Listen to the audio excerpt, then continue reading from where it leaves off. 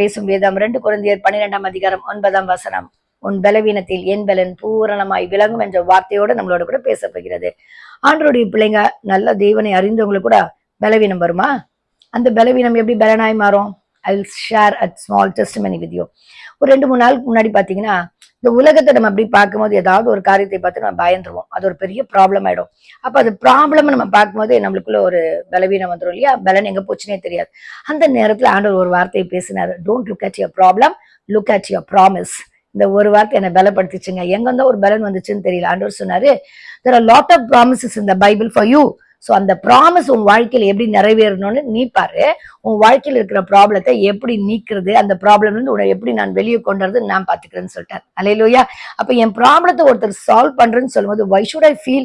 அதே நேரத்துல எனக்கு ஒரு பலன் வந்துச்சு. பிரியமான தேவ ஜனம், இன்னைக்கு கூட உங்களுக்கு வேதத்துல நிறைய ப்ராமிசஸ் இருக்கு. ஆண்டவர் சொல்றாரு, look at your promise, don't look at your problem.